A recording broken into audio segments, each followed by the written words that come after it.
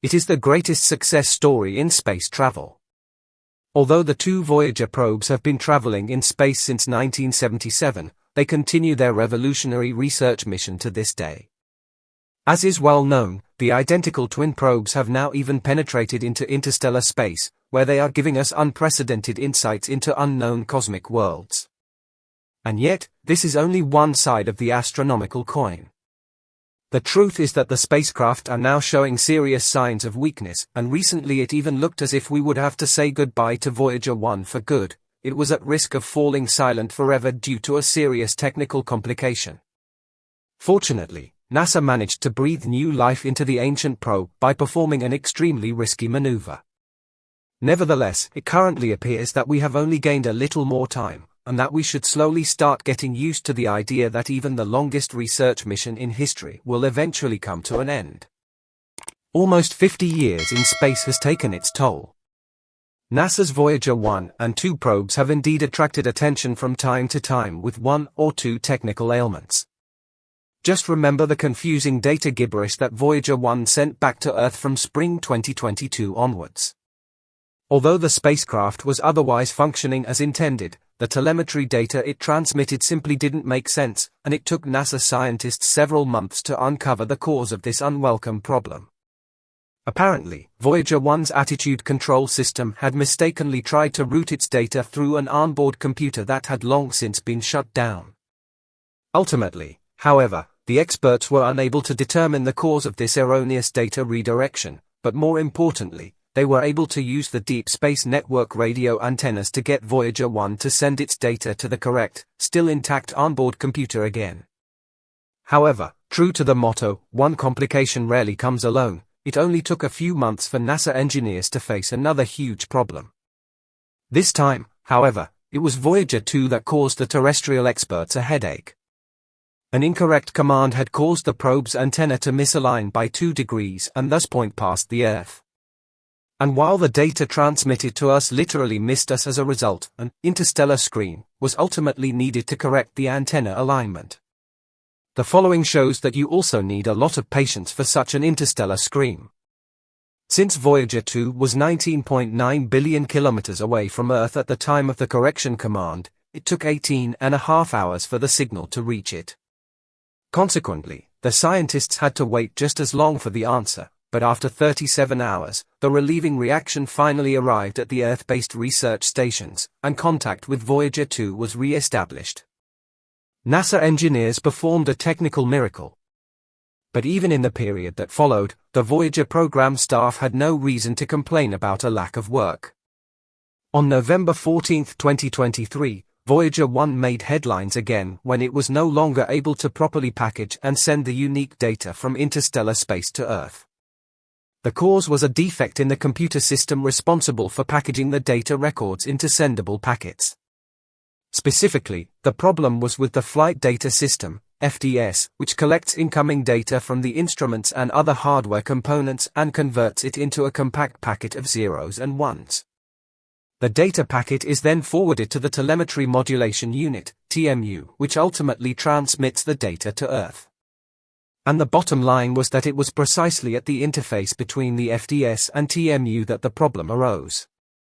Since communication between the two systems was no longer working properly, the TMU only sent a repeated sequence of meaningless zeros and ones, just like a stuck record.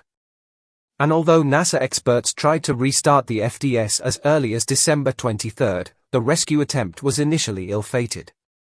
The problem could not be solved in this way, and those in charge even said that it would take a miracle for them to get Voyager 1 back on its feet. But as we all know, miracles do happen from time to time. In April of this year, the long-awaited news broke that the ancient probe was at least transmitting again. In the run-up to this, the experts had set about narrowing down the FDS problem more precisely and discovered that the crux of the matter lay in a defective microchip. The corresponding chip, in turn, contained the program code that checked the data processing before transfer. The NASA engineers then toyed with the idea of simply replacing the missing program code and storing it elsewhere in the onboard computer. The problem, however, was the fact that the storage space on Voyager 1's outdated computers is, to put it mildly, limited. But the Voyager team found a creative solution to this. True to the motto, if it doesn't fit, make it fit, the experts developed a plan to break down the affected code into several parts and then store these sections in different parts of the FDS. However, the original program code had to be adapted accordingly, and all references to the original storage location had to be replaced. Furthermore, the experts inserted script lines that showed the onboard computer where to find the next piece of code on its disk, and with a change to the packaging script and the transmission of the new program code snippet, Voyager 1 finally sent back the hoped-for technical data. The following steps were also successful. After several months of hope and trepidation, the probe finally sent scientifically useful data from its research mission again. Aside from all the previous Voyager emergencies, NASA has now also imposed an austerity program on its old probes that is intended to extend the lifespan of their essential systems and important instruments. More specifically, the experts have now deactivated a backup system that absorbs voltage fluctuations and has its own small power reserve. The energy supply originally intended for this can now be used for the continued power supply of the scientific instruments. But unfortunately, this NASA conservation measure does not provide a solution for the fossilized fuel lines of Voyager 1. The probe is fundamentally dependent on small positioning thrusters to correctly align its antenna with the Earth. These thrusters, which are fed with liquid hydrazine, correct the antenna alignment in turn with several thrusts lasting only a few milliseconds. When Voyager 1 set out into the vast expanse of space on September 5, 1977, it still had 3 of these thruster sets, 1 for course corrections and 2 for attitude control. But with age, more and more aches and pains have come, and the deposits that had accumulated in the fuel lines over the decades forced NASA to switch to the second set of positioning nozzles as early as 2002.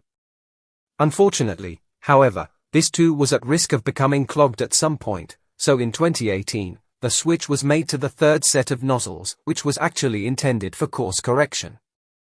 Now, 6 years later, this set is also in rather poor condition, and that is still a cautious assessment. In fact, the course correction nozzles have been affected even more than the 2 position control sets. Expressed in figures, this means that only 0.035 mm of the former inner diameter of 0.25 mm remain, which is not even half the diameter of a hair. This risky nozzle change saved Voyager 1 once again, since the nozzles were at risk of failing sooner rather than later. As a result, NASA decided to revert to one of the 2 previous nozzle sets.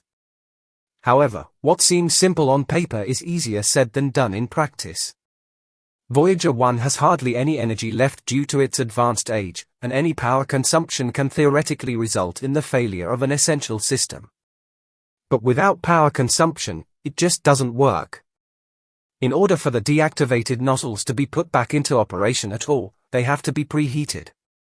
However, the energy required for this can only be provided if the experts switch off another component.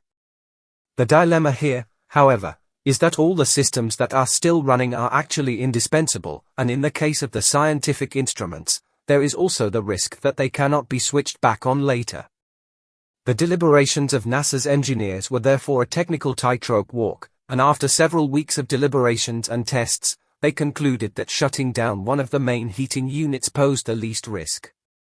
And so it came to pass that on August 27, 2024, it was shut down for an hour while the nozzles preheated. During that time, and while those 60 minutes may have felt like a long time to the scientists, not to mention the approximately 22.5 hours that a transmitted message takes for each leg, a collective sigh of relief was ultimately heard. The thruster swap was a success, and Voyager 1 is now able to target Earth again, well, at least for now. As mentioned, the reactivated thruster set is anything but brand new. It is also already contaminated with deposits that once required its shutdown. Speaking of shutdowns, in the case of Voyager 2, NASA recently deactivated one of the 5 still active science instruments on board.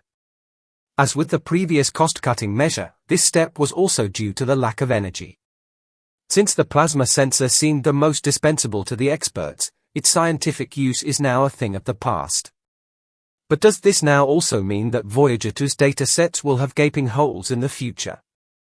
Well, fortunately not, because the corresponding instrument was originally intended primarily for measuring solar wind particles. As a result, it was also pointed towards the Sun. However, since Voyager 2 has now entered interstellar space, the direction of the plasma flows has also changed, and the particles are now moving towards the Sun instead of away from it. In simple terms, the funnels of the plasma sensor are pointing in the wrong direction and are therefore not capable of collecting any interstellar particles. Therefore, the data from this instrument would have been of little use for future research projects. All of these conservation measures should ultimately ensure that the oldest, most durable NASA probes of all time will be able to fulfill their mission well into the 2030s. After that, both probes will be silent for good. And then? Then they will float through the universe as silent witnesses of humanity's existence for millions of years. In this sense, thanks for your interest, and if you'd like to become part of our community, just click the like and subscribe button so you never miss a new video from us. See you next time.